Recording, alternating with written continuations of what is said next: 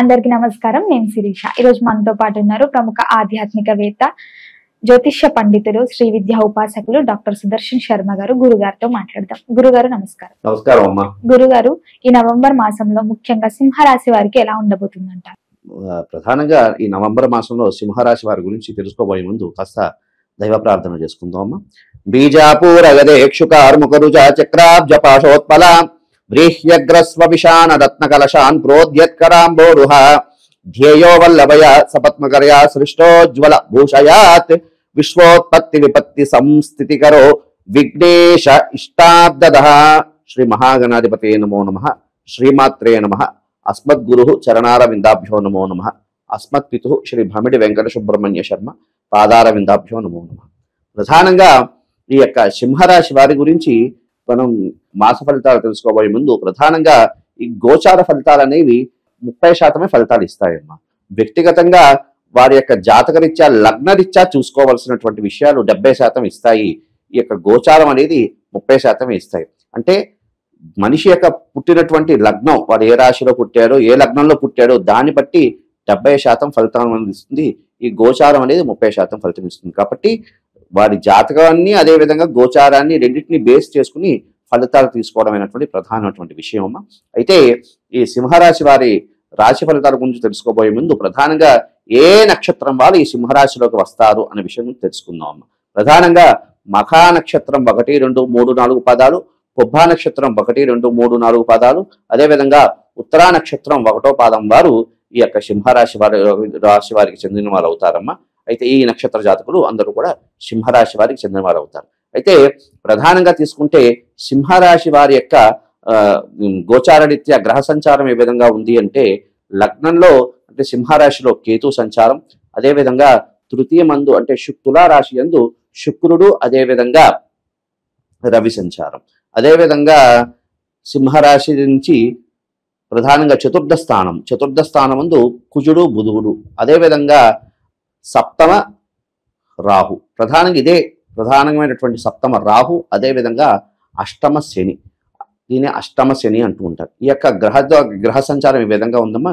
ఈ గ్రహ సంచారాన్ని ఆధారంగా తీసుకుంటే మిశ్రమ ఫలితాలు ఈ యొక్క సింహరాశి వారికి ఈ యొక్క మాసం అనేది సూచిస్తున్నదమ్మా. ఎందుకు అంటే ప్రధానంగా జన్మకేతు, సప్తమ రాహు. ఈ జన్మకేతు సప్తమ రాహు వల్ల ప్రధానంగా ప్రతి విషయంలో కూడా, ప్రతి కార్యంలో కూడా ఆటంకాలు రావడానికి అవకాశం అనేది ఉంటుందమ్మా. అదేవిధంగా అష్టమ శని దోషం. ఇది అష్టమ శని దోషం. అందులో ప్రస్తుతం గోచార రీత్యా శని వక్రగతి అయి ఉన్నాడమ్మా. అదేవిధంగా అర్ధాష్టమ కుజుడు. ఇది అంత అనుకూలమైనటువంటి కాలం కాదు అని మనం చెప్పుకోవచ్చు.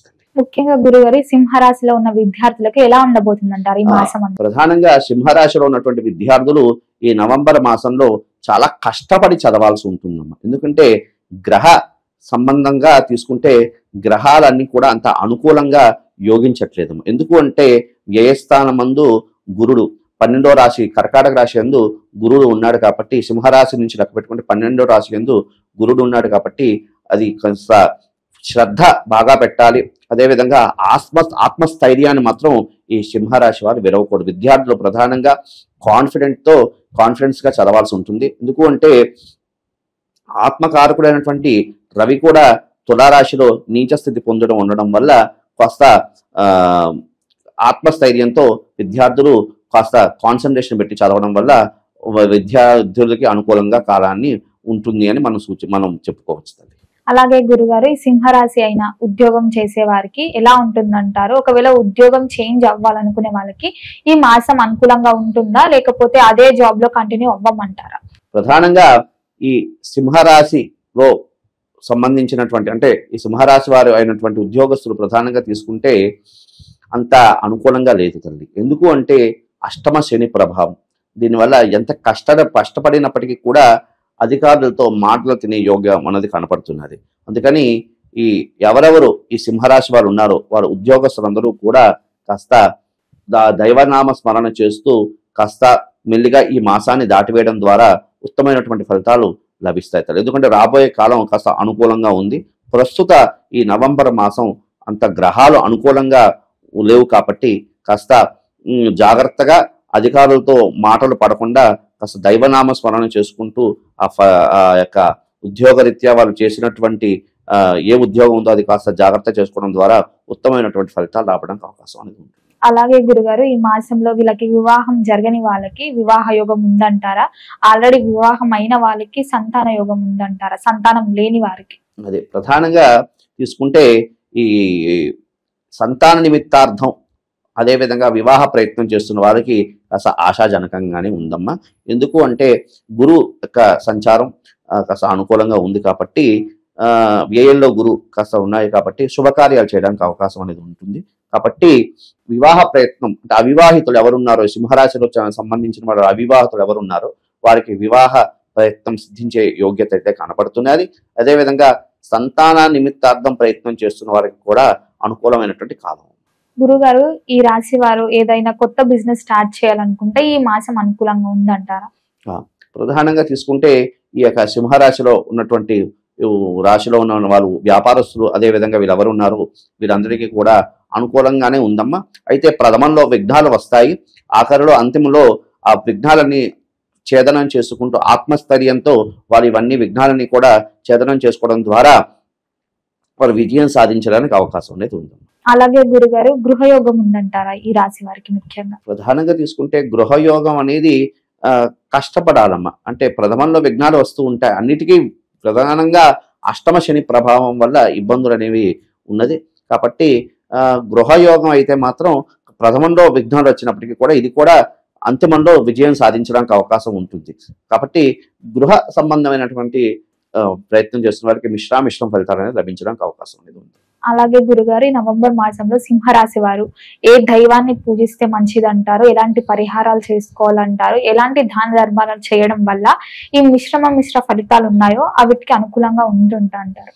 ప్రధానంగా తీసుకుంటే ఈ యొక్క సింహరాశి వారు జన్మంలో కేతు ఉన్నాడమ్మా. జన్మకేతు అనేది కాస్త ఇబ్బంది కలిగిస్తున్నది కాబట్టి జన్మకేతు, సప్తమ రాహు, ఇది అదేవిధంగా అష్టమ శని, ఈ యొక్క ప్రధానంగా 3 గ్రహాలు యొక్క దుష్ప్రభావాల వల్ల అన్ని పనిలో కూడా ఆటంకాలు రావడానికి అవకాశం వస్తున్నాయి. కాబట్టి ప్రధానంగా విఘ్నాలకు అధిపతి అయినటువంటి ఆ విఘ్నేశ్వరుని ఆరాధన చేయడం, అదేవిధంగా గణపతి దేవాలయానికి వెళ్ళి కాస్త గరికతో గణపతికి పూజ చేయించడం, అవకాశం ఉన్న వాళ్ళు కాస్త పూజా విధానం వచ్చేవాళ్ళు ఇంట్లో గణపతికి గరికతో పూజ చేసి కాస్త గూడం బెల్లం ఒక నైవేద్యం పెట్టడం ద్వారా విఘ్నాలను అధిగమిస్తారు.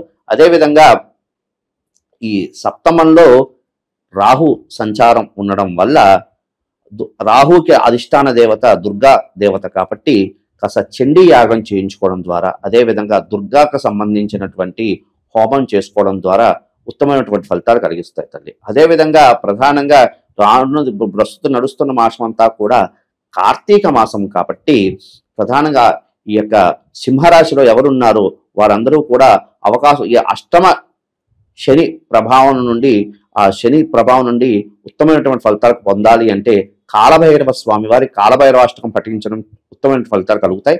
అదేవిధంగా కాలభైరవ హవనం చేయించుకోవడం ద్వారా కూడా ఉత్తమమైనటువంటి ఫలితాలు కలుగుతాయి తల్లి. ప్రధానంగా ఈ సింహరాశి వారు ఇంకోటి ఏమిటయ్యా అంటే ఈ వాహనాలు నడిపేటప్పుడు కాస్త అప్రమత్తంగా నడపాలి. ఎందుకంటే అష్టమ శని ప్రభావం ఉండడం వల్ల కాస్త వాహన ప్రమాదాలు జరగడానికి అవకాశం ఉంటుంది. కాబట్టి వాహనం నడిపేటప్పుడు కాస్త అప్రమత్తంగా నడపడం అనేది విశేషమైనటువంటి ఫలితం. అంటే ప్రధానంగా చాలా జాగ్రత్త అప్రమత్తంగా నడపాలనేది ప్రధానంగా సూచించబడుతున్నది. మొత్తం మీద గురుగారు, ఈ నవంబర్ మాసంలో సింహరాశి వారికి ఎలా ఉండబోతుంది, ఎలాంటి జాగ్రత్తలు తీసుకోవాలి, ఎలాంటి పరిహారాలు చేయాలి, ఏ దైవాన్ని పూజించాలో తెలియజేసినందుకు ధన్యవాదాలు. శుభమస్తు తల్లి.